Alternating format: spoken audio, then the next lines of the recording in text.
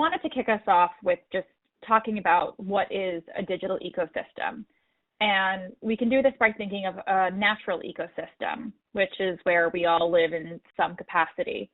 It's a shared environment with a variety of resources where many different species play distinct roles, but have the ability to interact and collaborate or compete for the greater good of the environment.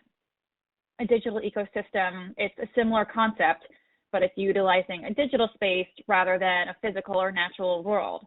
It's a shared environment with a variety of roles and resources, and in this case, the resource being data mostly.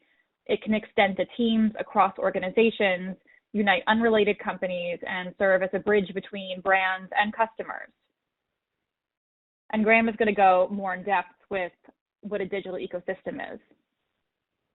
That's great. Thank you, Heather. So, the topic here that we're discussing today around digital ecosystems, I think is one which hasn't really been talked about too much. And I think that's why we wanted to bring the topic for everybody today, because it's a really, it's an interesting area. It's one which is becoming increasingly relevant for corporations around the world. Here we're saying around 30% of companies' global corporate revenues by 2025. And if you look at the top, Fortune 500 companies, the big players are in there, and you're seeing that any company that's in data is really moving into this space around digital ecosystems.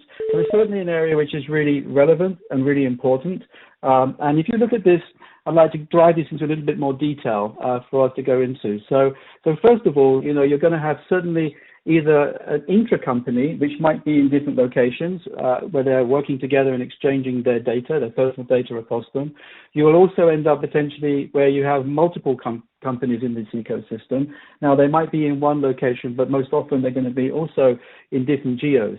And because you're going to have multiple players, multiple entities that are going to be participating in the ecosystem, plus the actual organization that provides and manages that ecosystem, there's a lot of issues from a privacy perspective that needs to be considered.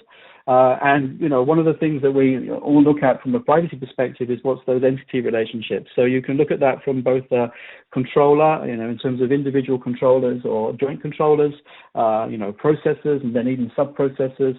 So, the important thing is to sort of, from the very start, understand how that ecosystem is going to work and what is its purpose, and then from that to identify the different roles within there. And to do that as well, it's really important to also understand, what's happening with the data. Obviously, the data itself and the flow of the data is going to be critical from that perspective. So you really have to determine those roles, determine the data relationships and the data flows.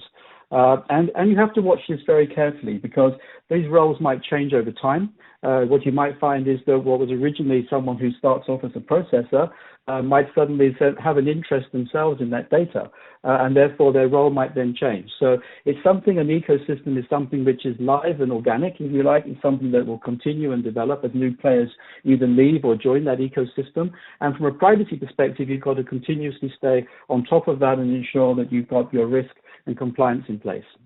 So can we move to the next slide, please? So we thought we'd start with an example from healthcare. From a healthcare perspective, Cognizant, we often come in and help organizations when they're trying to determine such ecosystems and those sorts of entity relationships. And this is quite a good one to talk about, because if you look at the example from healthcare, you've got lots of different players. You've got the patients themselves, which are core to any kind of healthcare ecosystem. You've got the healthcare providers. You've got the actual hospitals and surgeries and where they manage that sort of healthcare.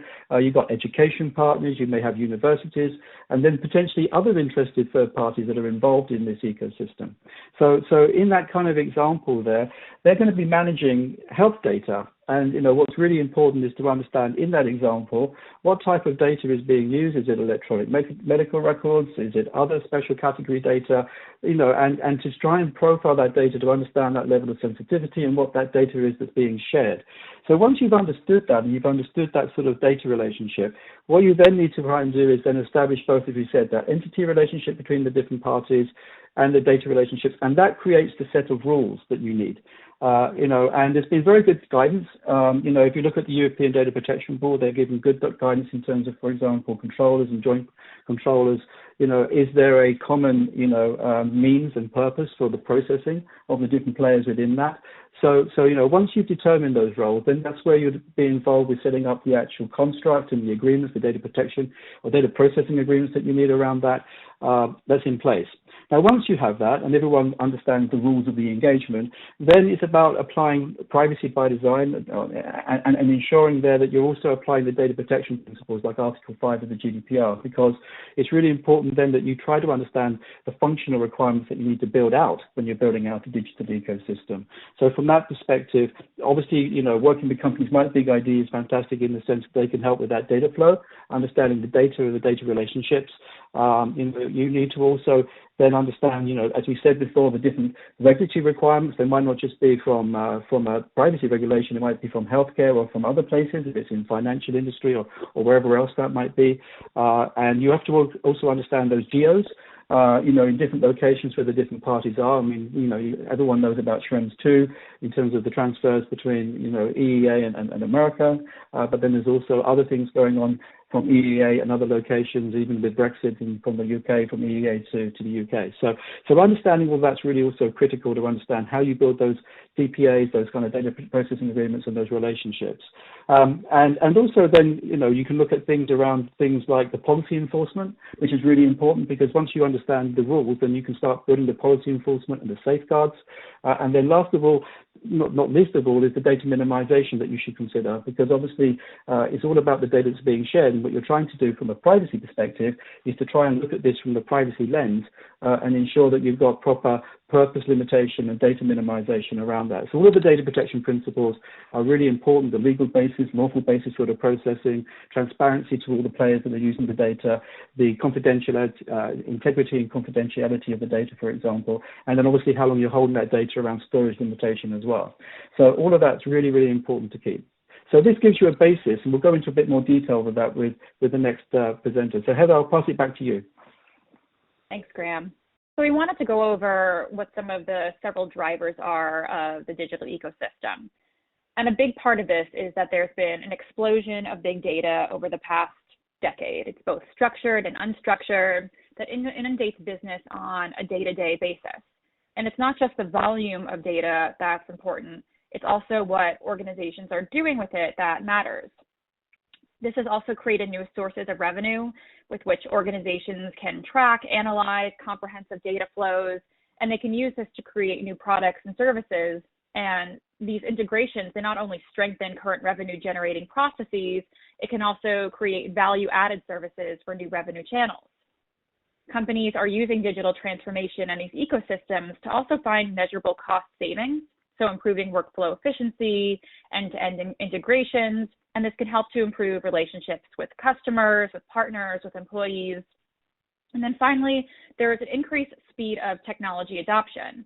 Traditionally, many organizations have been on-premise and there's been more ownership over the data assets, but this can't always keep up with the pace of the organization. So we're seeing a migration to more modern cloud platforms and SaaS-based solutions. At the same time of all of this, though, there has been a growth of privacy and data protection regulations. We all know and love the GDPR, CCPA, LGPD, POPIA. We've got India and Canada coming out with regulations. And to top all of this, there are sector-specific regulations around data. So the combination is driving the need to think through digital ecosystems in a way that can't be done traditionally speaking. Laws and regulations, they need to be operationalized in a way that makes sense for these various players. Plus, everyone needs to have a practical approach in classifying, protecting their data, and enforcing those policies around data. This brings up various GRC considerations.